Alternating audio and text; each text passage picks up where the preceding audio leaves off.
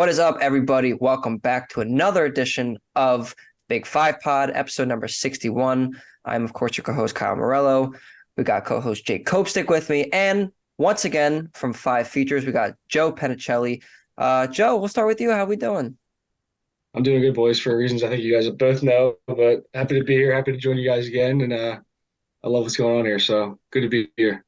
Absolutely. Thank you for being here. Figured we had to get on another Big Five account to recap everything that happened on Wednesday night and, of course, go over what's going to happen. We'll see in the Big Five Classic. Jake Copestick, you were also in attendance for one of these games last night. So I got to ask, how are you doing? But I do also already know the answer to that one. But go ahead. So I think me and you are both fighting back a little sickness here, Kyle. But Yes. last night, so worth it to be in at Penn Pavilion. Great game, two great Big Five games. Shockingly, Kyle, I saw a really good game. I kind of wish I was at the one you were at. Both games were so good last night. Yeah. I drove home from Villanova and still sat on my couch to watch triple overtime. That's how long that game went. I stayed for both pressers after. So long night last night, but a fun night of Big Five basketball. Good to be back. We basically have our Super Bowl to preview. You're damn right we do. And I'm very, very excited for it. So we're not going to waste any time, in this intro here. Cope, you know what the deal is. We got quick hitters right now before we get into everything. From those two games last night, of course, we had another game to go over. So, Cope, I'm not going to go any further. Quick hitters, take it away. All right, I got my basketball this time, Kyle. No need to retrieve it Good. For this episode. So, only one quick hitter today. We saw two really good games yesterday. However, got to show some love to Drexel. 49-48 win against Lafayette on the road up in Easton. Down 23-21 at halftime. Outscored the Leopards 48-25 in the second half. Kyle, there's one guy I've been talking about on this Drexel team that can really be an X factor for them. Has a really high three-point percentage early in his career. It's kind of fell off a little bit in the 4 years he's been at Drexel. But how about Mate Okras? He had 9 points on the season going into this game. He had 14 points in this one, 4 or 5 from three, was scorching hot, led the team in scoring. They really needed it in the second half. They get back on track against Lafayette after an overtime loss to Old Dominion. Their final tune-up Saturday, which, Kyle, now I'm going to take the reins here and do your job. I'm going to kick it to Joe. Joe, in the words of a famous guy on air, who did his work not too far from Hawk Hill, Philadelphia, but the big story tonight, the St. Joe's Hawks go into Veteran Pavilion on the night of the Right Way dedication for Jay Wright, where they dedicated the driveway between the Finn and the Davis Center to, of course, legendary head coach Jay Wright. First win for the Hawks since 2004 at the Pavilion, their first win in over a decade against the Wildcats. Go break it down for me. I know you're excited. Oh, yeah. I mean, I got a piece of history right here. I had to bring some props for the show today for the audio listeners. Villanova, St. Joe's. I think it might be worth something in a few years. Yeah, I mean, unbelievable. I think we talked last week about expectations after a Kentucky game with St. Joe's, and I still was pretty hesitant to make a claim that St. Joe's could win this game. I wrote a little column. I thought, they might keep it close because the way they've been playing when they shoot like that, they can really beat anyone in the country. I really believe that, and it proved that. So I was sitting next to a buddy of mine who's a big Villanova guy. I was in the whole Villanova section. I was trying to keep my composure and not float too much, but I mean, what a performance from start to finish. It seemed like, there was times where they were coming back in that game, and it seemed like they were kind of close the gap, and St. Joe's just couldn't miss. Xavier Brown, what a performance by him, a freshman coming in after a great game in Kentucky, right on to Villanova, taking Justin Moore to the cup. You got Eric Reynolds hitting everything in sight. You got guys like Castro making really good minutes. Rasheer Fleming is a guy who I think could be wearing an NBA jersey. I think Billy Lang said that himself as well. They got guys everywhere when they kind of performance like that. I mean, it's the holy work be better than that. It's just the Big Five magic is back. Is what it's all about, guys. Yeah, I mean, it was a banner night in the Big Five. We'll say that. Listen, you two were at the game. I was at the other game, which we'll talk about in a little bit. So I didn't experience, all the highlights or any of the plays firsthand. But of course, I was following along while the Temple Salle game was going on. And I was just, I'm not necessarily so surprised that St. Joe's won the game because obviously we talked about the talent and how they match up with Villanova. We knew it could happen. I wasn't expecting it to happen, but we knew it could happen. I was not expecting the margin in which they held the lead for what seemed like the majority of the game. They, especially in the second half, I mean, I think they were up double digits the entire second half, pretty much, right, guys? I mean, it seemed like, Yeah, you know, pretty much. from the start of the second half until the end of the game, it was just the St. Joe's domination. Yeah, I mean, I'm astounded that happened for them to go in having no success against Villanova in years, and Joe's absolutely right. It was a wire-to-wire domination. I mean, really, since it felt like the first minute or two, they got a lead and never looked back, and their only doing was when they started turning the ball over and dribbling too much on offense and allowing Villanova to get out and make some layups in transition. Because again, Villanova lose another game, and look, they've only lost 2 games. You look at their wins; they smashed Maryland. They run the table in the Battle for Atlantis. They beat number 14 North Carolina. They beat the Texas Tech team, who I like this year, and they have 2 Big 5 losses. And again, they don't know what to do with the zone. They just try and shoot over. 37 of their 56 field goals were threes. They only shot 10 of 37. Again, just like the Penn game, it felt like it was a lot of perimeter passing, and they couldn't get a lot of penetration. And I was at the presser, and I got to ask Billy Lang about Rasheer Fleming. And Joe, I'm gonna agree with you as well. Like, I think Rasheer Fleming is an awesome player that could potentially be the next pro on Hawk Hill. They had to go small. Kreese missed another game yesterday. Winborn was out as well, but Billy Lang's got a lot of trust in these freshmen. Joe mentioned how good Xavier Brown was. They got him on a couple mismatches when Dixon or Lance Ware was on him. He was able to get to the cup, knock down a couple threes in the first half. And I think the most impressive thing was on a cold night for Eric Reynolds in the first half. He did not make a field goal until the 6-minute mark. He split a pair of free throws early in the half. He then finished the first half in double digits, finished with 24 points. But Xavier Brown kind of kept them not afloat because they were winning and had a bit of a push in a couple of possessions. But he did what he did, and then Eric it was only a matter of time before Eric Reynolds went off. That step back going to his left is one of the most lethal moves in the sport right now. Not many people can defend it. It's so sudden. He gets great elevation. He's a terrific shooter. And then one more point on Joe's to echo what Joe said again, like, you know, the variance of this team and the way that Billy Lang wants to play. Let's get up and down. Like, hey, there's a lot of good shooters on this team. There's a lot of really good offensive players in this team. Let them play free. They have the ultimate green light, especially Eric Reynolds. Terrific game from them. I want to put in a soundbite right here. I was at the post-game presser. Got to ask Billy Lang about Rasheer Fleming. Not even really on offense. On defense, when they had to go small, they played the 3-2 zone. They play him at the top. Last year when Educayo beat him this time with an injury and Klotchik was out with an illness, they did the same thing, and it was pretty effective. So I asked Billy Lang about Rasheer Fleming's impact defensively and his activity, and even in a game where they were lacking for height, his confidence and his ability in the defensive end. He's captain on our team because of the faithfulness that he brings. Literally, I mean, there's so many things he's going to get better at. But when you walk into practice, you know exactly what you're going to get in terms of his spirit every day. And that, to me, is wherever he plays, on zone or on offense or man-to-man, he brings that. He was great to me. I mean, everything's absolutely stellar. So he did a heck of a job battling, and we're really happy for him and proud of him. That was St. Joe's head coach Billy Lang on Rasheer Fleming's defensive impact. He played a terrific game, so I'm glad you mentioned him. He's one of my favorite players on the team and really the unsung hero. There's so many good offensive players on St. Joe's, but what he can do defensively and also offensively as well. Had a double-double, a block, 2 steals as well. He was everywhere and was really the unsung hero of that team last night. So all around great performance by St. Joe's. Super impressive. That's the problem with them, though, Kyle. Is like, you know, they lose the Corpus Christi game or the Commerce game, but they're capable of this. There's some dudes on this team, and they can score bunches, man. What a game from them. Yeah, they could lay an egg at any time. You know, it's just a matter of sort of how those shots go. Sorry, go ahead. No, you go.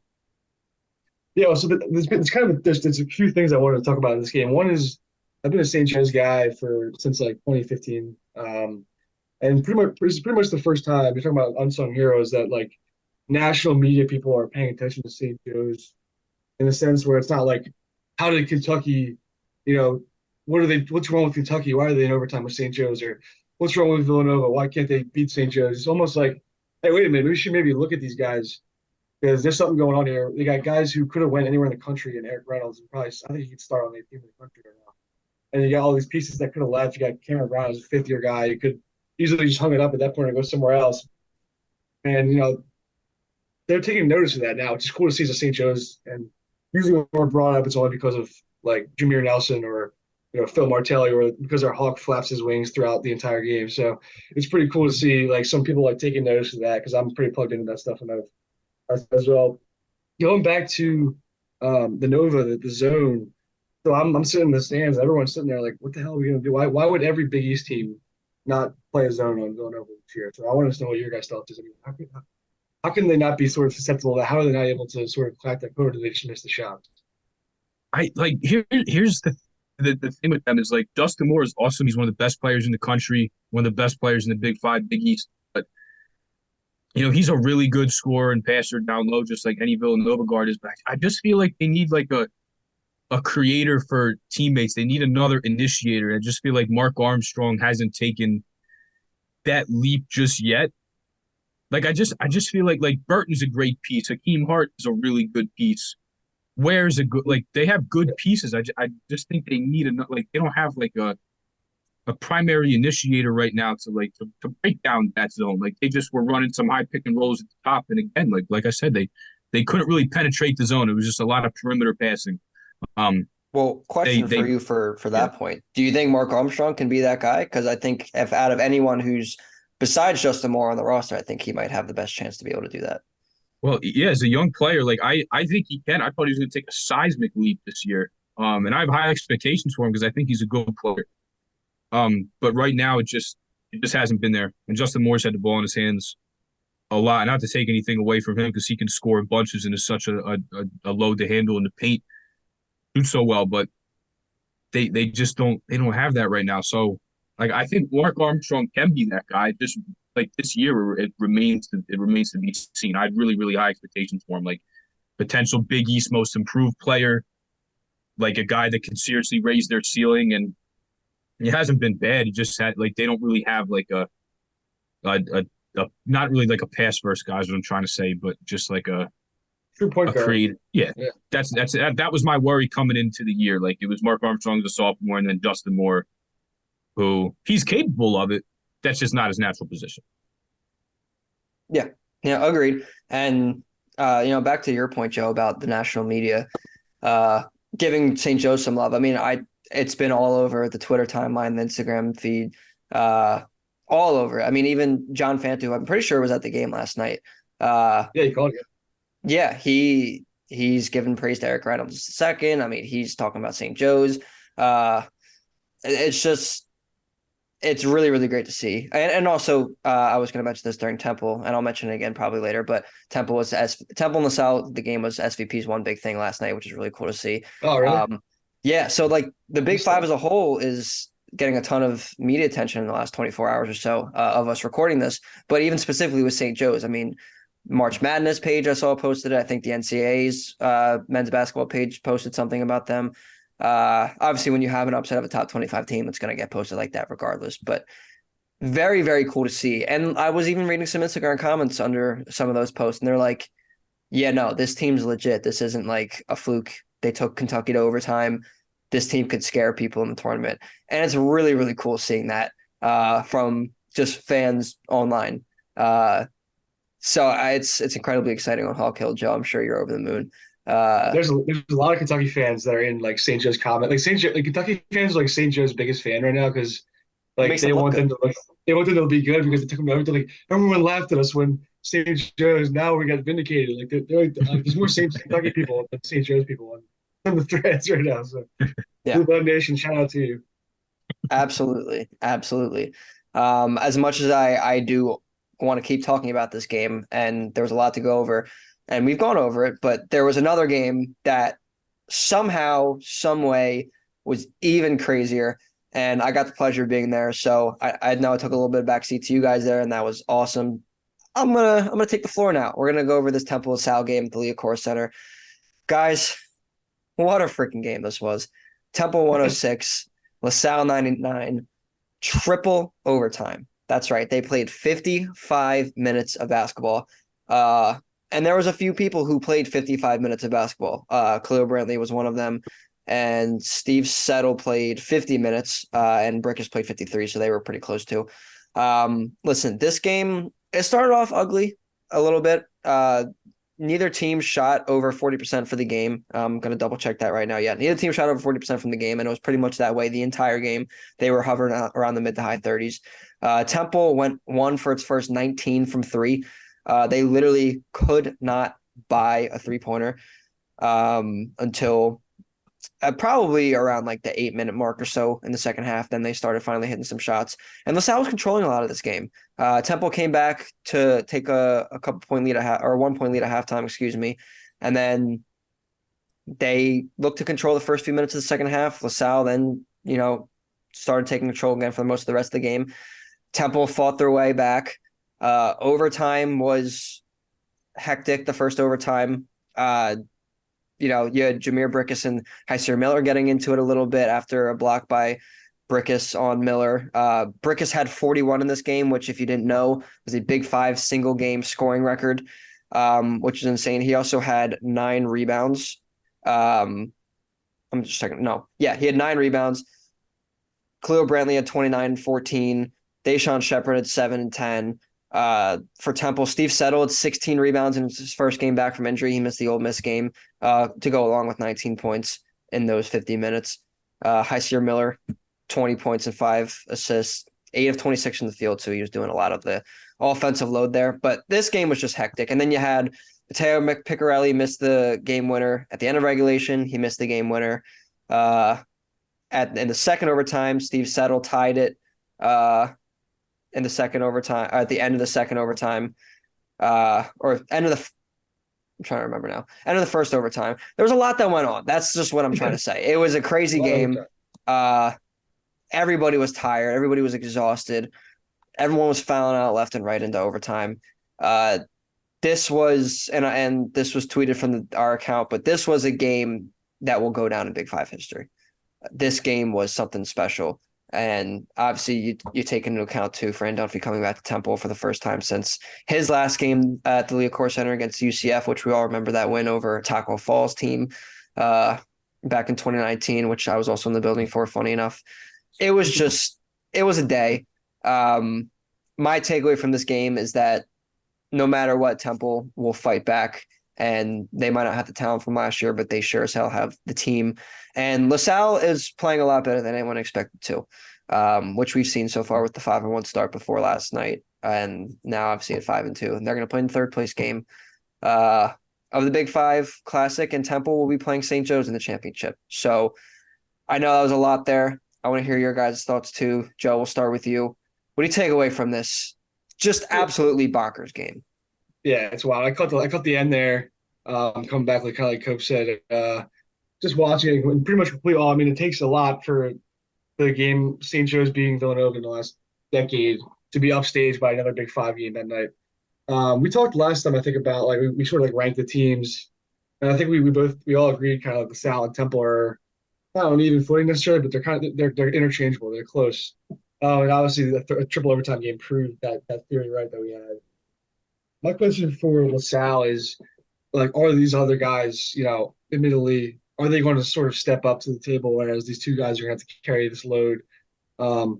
LaSalle is a team that, what are they, 5-2 now, I think? Yes. Some good wins, not some great wins. Obviously, a loss to Duke that was kind of coming, just kind of an eye-opener for them. They have these two, fire and ice, the killer bees. These guys are unbelievable, but my question is how these other guys are going to contribute and step up to make them a real contender in the A10, because I think, as far as what their ceiling is in a competitive A10 this year, I'm not sure. So I think the A10 is wide open, but that's like the main concern with me for LaSalle this year was they lost so much and they didn't really replace the guys they lost, like a Josh Nickelberry, like the Drame twins. Mamadou Ducour I kind of referred to as almost like their buffer last year. Like he would start the game at center, play some minutes, and then like Rokas started to come on that he would be the guy that stepped in and played. But behind the killer bees, Gil, Shepard, who's been good this year, and Yotsus, you have Andres Marrero, who can come in and knock down shots as a sixth man. But besides that, it's like you have Tunde, Valberg, Visasi, who's a freshman, having to play. Ryan Zan's giving them some minutes when he's had to, but these are guys that haven't really played for them before, Visasi being a freshman. So Depth is a concern for them, but like their starters, I mean, like Rickus and Brantley. It was funny when I was watching the Duke game. Chris Carrawell, who's one of Duke's assistants, called them playground guards. They can create anything. They can get by you. Like they can get their own. I mean, they had 70 combined points last night of their 99. Like you're absolutely right, though. They're going to need some more depth, and that's been the concern with them for me this year. But with those two guys and Fran Dunphy, they're going to win some games that they should. I said for preseason, like you're wild to think that this team will finish in the A-10. Fran Dunphy's not going to let it, and they have one of the most experienced backcourts in the league. And I always say like don't be fazed by like the size of Brantley and Brickus. Like those guys are dogs and will get up into you and offensively make you look silly. So the depth is a concern, but I think they can definitely be like a middle of the pack team, at least from what I've seen so far. There's no bad losses right now. They've won pretty much every game they're supposed to. They lost at Duke and in triple overtime in the Big Five. Like a lot works. And where do you guys see Temple? I mean, they're getting, it's a good win for them. They're having a good start to the season. Where do you see them under Fisher in an American conference where that's pretty top heavy, especially FAU? I think just trounced Liberty, right? Where they're playing right now. They're up by like 40 or something. No, that game ended. They won by like 30. Yeah. Where do you guys see Temple? What's sort of like a soft landing spot for them? Just from based off what you've seen from the squad yet. Yeah, go ahead, Kyle. Oh, I was gonna say I think middle of the pack in the American. I did believe they were picked 12th in the preseason poll. I thought that was maybe a little low, but I think they've shown a little bit more than people thought going into the year. I think middle of the pack in the American's fair. They're playing a lot like a team, like we've mentioned before on this podcast, and Adam Fisher seems to be pressing all the right buttons right now. And they're getting contributions from guys that maybe they didn't really think. Like Zion Stanford's coming as a freshman and has played really, really well. I know he's obviously, he's really talented and people knew that coming in, but maybe not quite to the level off the bench that he's shown so far. I mean, he's been a really good player for them. Specifically in last night's game, I actually wanted to give a shout out to this player. Quante Berry has shown some pretty good stuff too, and Jordan Riley too, and I'll get to him in a second. But Quante Berry hit a shot with Temple down 4 with like a little over 10 seconds left in first overtime last night. He stepped in after Hysier Miller fouled out and was huge for them. I mean, he's one of the reasons why they won the game last night. So he's been really good. And Jordan Riley was the first time I got to see him play because he was out at the home opener, which is the only other Temple game I've gotten to cover so far this year. He's a smooth player. I think he plays under control. The shooting's not quite there per se, but he gets to the rim. High energy. So, they just have these kind of guys that maybe flew under the radar a little bit. And, if they get everyone going to the level that they think they can, I think they can surprise a little bit of people in the American this year. Cope, what do you think, though? Yeah, I think they can be – I'm a little higher on them than I originally was. There was a lot of unknowns. Like Jordan Riley didn't play a ton. Quante Berry was a redshirt at Providence last year. I like Steve Settle. I really like the Steve Settle edition. He was one of my favorite guys that they had picked up.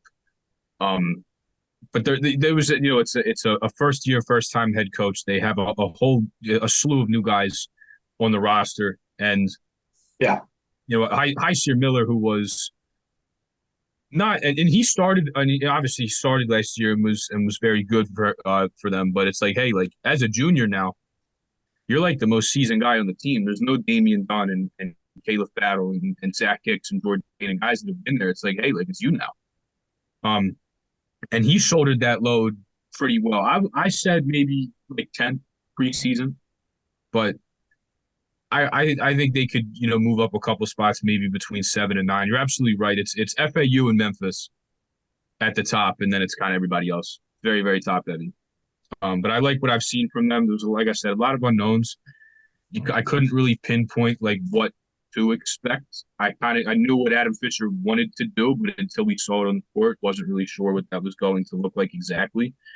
But I do think I'm a little higher on this team this year. I'm very high on Adam Fisher in general. I think long term it will be a really, really good hire. He's got to start somewhere. But I like this team more than I did before the year started.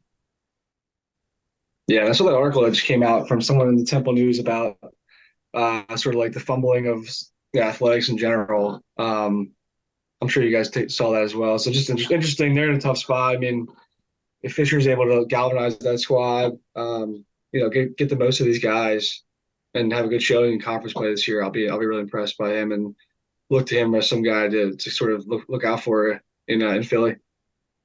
Yeah. I want to reference that article you brought up because I did think that was really interesting.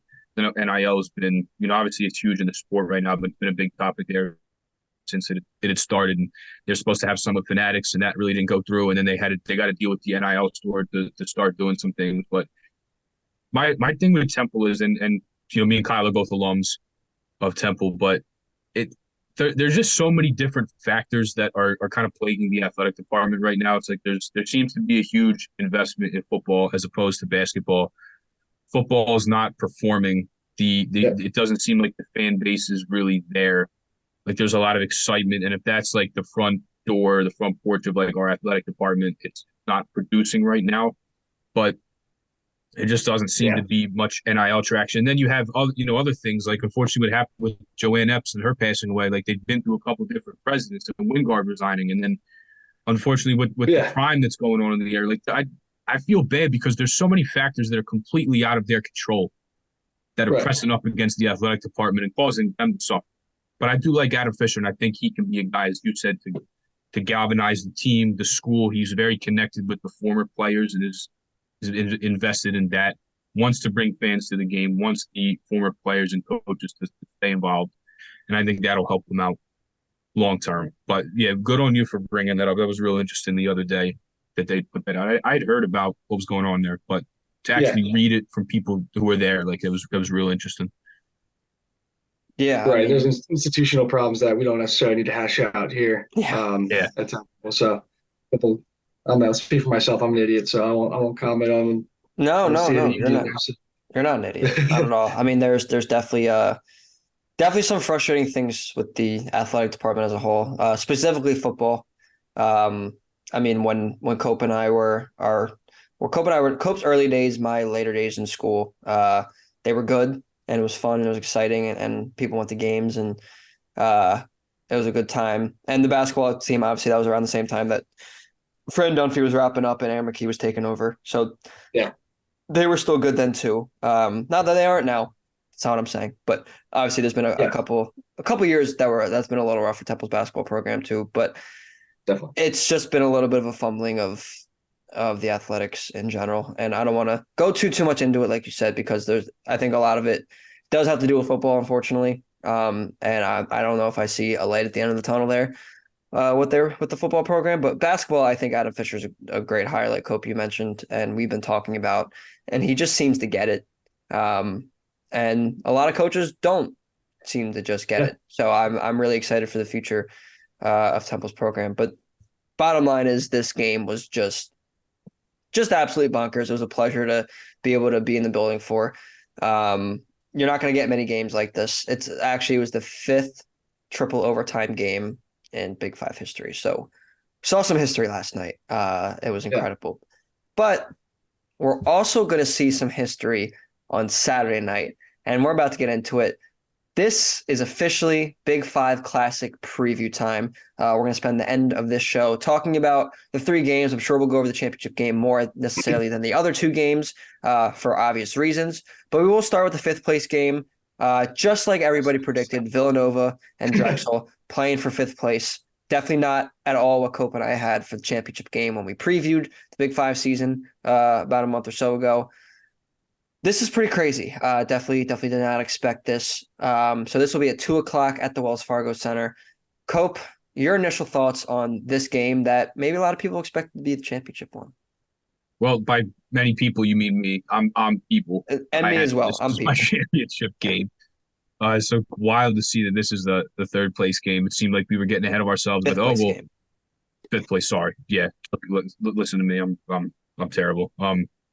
But we were getting ahead of ourselves. It's like, what's the tiebreaker? Well, it's the net rankings because Villanova's going to beat St. Joe's. It's like, not so fast. If Villanova loses, they're going to be playing in that 5th place game. So, look, obviously Nova's going to have the advantage. They're the bigger team, the more athletic team. They shoot better. But here's what I'm going to say. I really hope Drexel keeps this game close, given that it's their first year. They're the newcomer. They're going up against the big bad powerhouse in Villanova. These teams have only played, according to Drexel's website, 5 times. Last meeting was in 2009. The last Drexel win came a little bit before that. It was December 9th, 2006 at Villanova. They also beat St. Joe's. They beat Temple. They beat number 23 Syracuse that year. Bashir Mason, the head coach formerly at Wagner, now the head coach at St. Peter's, and Bobby Jordan, assistant for Temple right now, were on that team, that Drexel team that beat Villanova. So fun little tidbit there. I really hope Drexel keeps this game close. Kyle, you know I grew up a Villanova fan, but I would love to see Drexel win the game. I think it would be awesome. It would be the icing on the cake. It would be a great start to the day. It'd be the cherry on top for the Big Five to have the newcomer start 0-2. A lot of people had him in the championship game to beat Villanova. And somehow, some way, the Wildcats that I said were a Final Four dark horse can make a deep run in the tournament, go 0-3 in the initial year of the Big Five Classic. I'm going to say one last point. Sorry to ramble on. When I went to Drexel to see them play Temple in their second, Temple's first Big Five game, Drexel's second. When the game started to get away from Drexel a little bit, they pressed and they fell back into a zone. Wouldn't be the first time they did it. So I'm sure Spiker's looking at that like, okay, like we've had some success with the zone before. Yeah. They struggle with it. I think Drexel will play. If they don't start out in it, they'll play some if the game starts to get away from them a little bit. So I'm going to have my eye on that. Think Nova wins, but my head's telling me Villanova. My heart wants Drexel to win this game because I think it'd be a good. Yeah, I'm with you. I'm on Nova. I think what a nightmare scenario for both teams, right? I mean, you got Villanova, who they're banking on, this Villanova team being in the final championship, no doubt about it. Bringing in those fans. You might have got a good amount if they were playing for the third place game. Now that they're playing for the fifth, sixth, I think it's going to be a tough sell. It's going to be tough for the Wells Fargo. It's going to be tough for the whole event itself. On the other end, you got Drexel, who's, trying to make a name for themselves in this new tournament. Then they play Big Bad Nova, who's disgruntled after losing 2 Big Five games. So for both teams, it's just not no one really wants to play this game, I don't think. No, I don't think so. I mean, why would you? It's you're playing for fifth place. That's not crazy exciting. I get it, but it is a game that has to be played. It will be an exciting game. And Cope, I'm with you. I think Nova wins the game. They're obviously the more talented team, but I also kind of want Drexel to win the game because I think it would be chaotic. And I think the Big Five is a little bit all about chaos, so I'm not upset at that one bit. But it should be an interesting game there, 2 p.m. on Saturday. Now we'll get into the third place game between Penn and LaSalle. So Fran Dunphy just took on one of his former teams. He's going to take on his other former team in Penn for third place in the Big Five. Of course, Penn beating Villanova to get here, LaSalle beating Drexel. So these teams got some Big Five wins under their belt. I would say they're fairly evenly matched. I think at this point I would probably take LaSalle, and I do think LaSalle will win this game just based on the way that both teams are playing right now. But Joe, we'll start with you. What are you expecting in this one? Yeah, I'm with you. I like LaSalle here in this game. I think it's tough to tell sort of what Penn can really bring to the table. I mean, I think LaSalle has some more athletes. I know they're big. Who's the guy LaSalle has the Spinoso. European. Yeah, I think I expect him to sort of have a big game here. But this game has a lot of interest in my end. I'm really excited for this. I think a lot of people are going to be pouring in maybe around halftime for that Villanova Drexel game. And then this game is sort of when the real fun starts. I agree. Because Joe, I think you're exactly right. Nobody wants to play this game, Villanova. Not that this is going to affect anything basketball-wise because they can go to these games and they tailgate like crazy. Nova's got a home playoff game in D1 AA football. Don't know if that, appeases their fans quite like basketball. But just saying. You have a playoff game there. You have a fifth place game, Big Five. Maybe, I don't know. Just throwing it out there. But I'm going to go LaSalle in this game as well. They had a hell of a game last year. I believe went to I don't think it went to double overtime. Went to overtime in the Palestra. Anwar Gill had a huge game. Yes. And I think, Joe, you're absolutely right. A Rokas, Yotsus, and Spinoso battle down low is going to be big time. But obviously the key matchup here is Clark Slackard versus Jameer Brickus. Two guys that can score, two really quick guys. But I'm gonna go with LaSalle. I think they can continue off the magic they had last year when they had to go to the Palestra. and they can beat them here. LaSalle's starting to surprise a lot of people. Penn's kind of been up and down. They lose to Maryland Eastern Shore on a buzzer beater. They just played the Cathedral Classic. They've been off for a little bit. They're not going to have a game up until coming up on Saturday, so they're going to be. You have Penn that's going to be fresh. LaSalle that just played triple overtime a couple days before the game, but I'm still going to take LaSalle. They're going to be real pissed off on Wednesday night losing that game that they felt they should have won. So I'm going to go the Explorers here. Let me ask you guys a question before we move on to that final game. What do you guys think? Because I was at the game and I've been seeing a lot of this online, like a lot of banter back and forth between all the Big Five teams. What's your guys' overall take about like the trolling in the student sections? Have the signs of, I think Nova last night was chanting SAT scores at St. Joe's, and I've seen we won Nova and all these sort of like different trips. I know Penn always has the big signs out. Does this have a place in this tradition? Like, how much fun can you have with that kind of stuff? Oh hell yeah! I love it. Banners are part of it. I love it. Yeah. I love it. I love it. I love that, the St. Joe's, like the student section was right behind the media section. They were loud. And then they went out to the right way sign after, and they put their V's down. I thought it was awesome. I love it. That's why like last night was so great, because I felt like you saw that rivalry come back. Yes, I'm all for it. Yeah, 100%. I mean, obviously there's a line that hopefully nobody will ever cross with those, things or things that are said on social media or whatever. But I love the trash talking. It's incredible. I mean, listen, yes, there's obviously a respect element that goes around for the entire Big Five, and the Big Five is built on respect. But at the same time, these are rivalries. We're all in the same city. All these teams, like this is a rivalry for every matchup. So talk smack, make banners, celebrate when your team wins. This is fun. This is supposed to be fun. Part of the juice. Yes, Part exactly. Juice, yeah. It's what makes the Big Five part of what makes the Big Five special. Absolutely. I'm with you. Good. Love to hear that. Kobe, did you want to say something? No, I'm all good. Oh, okay. I thought you were moving your mouth real quick. That's my fault. No, you're good. I want Joe to start with the championship game though. All right. Well, I think I know what his answer is going to be. We're gonna get into it. I think I know what Joe's answer is going to be too. But listen, ladies and gentlemen, we've made it. The Big Five championship is here almost on Saturday. But we do know the matchup. It is Temple taking on St. Joe's. Definitely a matchup that we did not expect to see. Maybe more so for Temple than St. Joe's. St. Joe's, obviously, we talked about them being one of the best two teams in the Big Five, and they're going to have a chance to prove that they're the best team in the Big Five against Temple on Saturday. Obviously, Temple coming off the triple overtime win. St. Joe's coming off the upset win at the Finn. Joe, I think, as Cope said, we both know what your answer is going to be to this, but I do want to hear it anyway. Who will be the Big Five champion for 2023? The St. Joseph's Hawks will be the champion. It's much to your guys' chagrin and much to many Temple fans out there. I think it won't really hit me until sort of we get to that final game, and I'm like, this is the new thing. This is what we're doing from now on. This is what matters now. St. Joe's has a spot there. I don't take much merit into the idea that Temple is going to be tired because these guys are young guys. They'll figure it out. They have plenty of time to rest. They'll be well rested. It's going to be even footing. It's curious to see if Essendoko is playing for St. Joe's, because I think he's a bit of an X factor, but in the same sense, they seem to move the ball around a little differently when he's not in the paint. But on the other end, for some of Temple's bigger guys who have some big bodies, he could be a key piece. So if he plays, it might make a big difference. But I like St. Joe's, not just because of my bias. I was honest with you guys last week. I thought Villanova was going to kick their ass. St. Joe's, I think I like them here.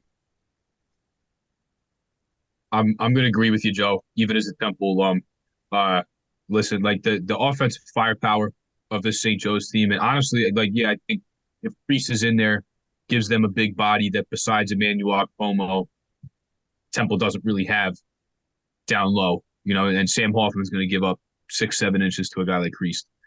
So I almost think they play a little bit like when Fleming's in there. I think it's fine. Like it's real. I don't really view that as like a problem almost. Like they show what they can do. So the offensive firepower they have, and I mean even defensively, how good Fleming was last night. Without Priest, I'm going to take St. Joe's. They're going to show that they're legit. That this offensive firepower is legit with or without another crazy shooting game like they had, because I don't believe they're going to shoot 44% from the field and then from three and then damn near 60 from the field. But regardless, the shot makers, the offense of this team is going to be too much for Temple. So I'm going to take St. Joe's here to win the inaugural Big Five Classic. And that's going to be a clean sweep for us because I think also that St. Joe's is going to win. As much as it pains me, of course, as a Temple alum, listen, there's just a talent discrepancy. I think we don't need to sugarcoat it. I think that St. Joe's is the better team. Maybe not by like leaps and bounds, but they are the better team. I'm very interested to see the point guard matchup of the guard matchups between Eric Reynolds and Lynn Greer and Xavier Brown against Heiser Miller and Jordan Riley. I also a question mark too if Jaleel White's going to play. Adam Fisher in the postgame presser did not seem to have an update, so I would assume that he's probably, if I had to guess, not going to play. And if he is going to play, probably won't be 100%, which is a factor, especially when you consider some of the size that St. Joe's might have and some of the guys that they have. Jaleel White's one of the best rebounders on Temple, if not the best rebounder on Temple, maybe besides Steve Settle. So it's going to be tough. I think they can keep it close, Temple, but I don't think they can win. And I think this year's Big Five title will go to St. Joe's and Cope, like you said, the inaugural Big Five Classic. And what an exciting day it is going to be in South Philly. Just one question to ask you guys about the whole format, Cope. We were talking about it a little bit before we started recording. I mean, we kind of had our doubts about how this was all going to play out. Obviously, now we're just the event away from this being completed. Joe, I'll start with you. What do you make of the new format this year? Obviously, before the Classic kicks off, but leading up to it and everything that it projects to be on Saturday. Yeah. I mean, real quick, we just basically guaranteed a Temple in there with all three of us saying St. Joe's. Of course.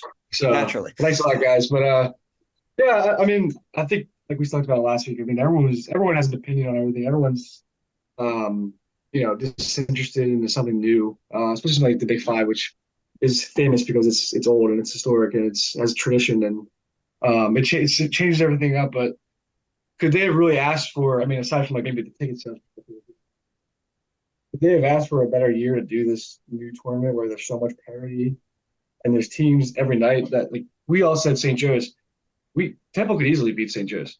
I mean, it's not unbelievable, unprecedented. They could easily beat St. Joe's. LaSalle could beat St. Joe's. St. Joe's could beat Temple. St. Joe's could beat LaSalle. The parity this year is the perfect launching point for this new thing that they made. Does it suck that they don't do the Palestra games, more than once a year? Yes, we talked about that last week. It sucks, but as far as this format, I think it works. If you want to talk about next year, if tickets aren't exactly what they think it is, finding a new place to do this, maybe go down to Atlantic City or something. I don't know, but as far as the format goes, I'm with it. And the Palestra aspect, I know people have their gripes about. Yeah, Cope, what about you? Yeah, obviously, this was at the Palestra, but yeah, I was very, very wrong about this. I hated the format to start. I hated the round robin. You only had one true campus, home game for this, but it creates a bit more urgency. That, like Kyle, we said, I was telling you pregame, there's something about like a true championship game, and not just kind of like a de facto game, for your last Big Five game of the year. So, with all that, you look at the games this year. You've had Nova as a ranked team get upset twice. LaSalle goes and plays a close game against Drexel. They go to triple overtime with Temple. Drexel played the close game with LaSalle, and then they played a close game where they almost had a tip in at the win at the buzzer to beat Temple at their place. Like the Penn St. Joe's game was close late. Like they're getting good games. They're getting really, really good entertainment here and great results. Like I think they knocked it out of the park. I was very, very pessimistic about it, but not the first or the second time I've been wrong. It's awesome, and it rules. I can Saturday. Yeah, I mean, I agree with everything you said. I think I was also maybe not as down as you were, I think, initially, but definitely down on the whole idea, especially with it not being at the Palestra. This has turned into something even more meaningful than the Big Five already was. I mean, like you said, they're playing for a championship. It's not just this team has to beat this team, and if like last year with Temple losing to Penn, they could have won it outright. They split it with Villanova. We don't have a split anymore. There's no split. There's a game to decide it. And yes, all the teams don't play each other, which might be one of the downsides of it, because not everything's perfect, of course, but it's fun. And I think it's brought back a lot of of the hype around the Big Five, both in the city and even a little bit nationally too, as you've seen. I mean, I know John Rothstein's been tweeting about the Big Five. I know Yeah. John Fanta, like we mentioned, tweeting about the Big Five. It's getting more attention, and it's really, really cool to see, especially obviously, the nationally ranked Villanova team getting upset twice helps with that, of course, because obviously all the platforms are gonna report on a team getting upset that's in the top 25. So that helps. Yeah. But it's a perfect storm, and we're not going to be upset at the results, especially with the chaos that it's caused so far. So love it. Going to be an awesome night on Saturday, or awesome day on Saturday. Excuse me. We're going to be there for quite some time. Yeah. So I'm very, very excited, and I believe that is all we have for this episode. Joe, any final thoughts before we sign off here? No, I mean we got a squad deep. We got like 14 St. Joe's guys rolling up to the Wells Fargo Center, so we'll be there in droves. But always good to talk to you guys. You guys know a lot more about actual basketball than me. I like to just come on and get my takes off and have fun with you guys. So thanks for bringing me on. Of course. Hey, you know ball. You know ball. If you're Yeah, I talking know. Big Five basketball, you know ball. So I'm not worried Exactly, about that. Cope, any final thoughts for you before Saturday's festivities? No, I'm ready for Saturday. I'm really, really excited for it. So we're finally here. Like I said, it's basically our Super Bowl, It is kind of awesome. our biggest Saturday. So very, very excited to get down there. And, not only the games, but just see what it's like. Just see what the inaugural one's going to be like. So a lot of excitement for Saturday. Yeah, I mean, I'm very interested to see what attendance is going to be like and everything like that. But regardless, definitely the most hyped day of the year for all of us being, Big Five media people and fans, of course, as well. So very excited for that. Thank you all for tuning in. As always, if you want to check out more, make sure you subscribe to our YouTube channel. Make sure you follow us on Instagram and Twitter at Big Five Pod. And of course, make sure you listen to our audio only versions on Apple Podcasts and Spotify. And make sure you check out Five Features on YouTube as well and on Twitter. I did saw you on Instagram, Joe. Definitely gonna need you to get that up a little bit more too. Because we listen, got to spread the word. You know what I mean? But Absolutely. yes, make sure you follow Five Features as well, and make sure to check out everything Joe does. And make sure you get your butts in the seats at the Wells Fargo Center on Saturday because we got 3 incredible basketball games to watch and an incredible environment. And listen, we'll see you all there. Peace.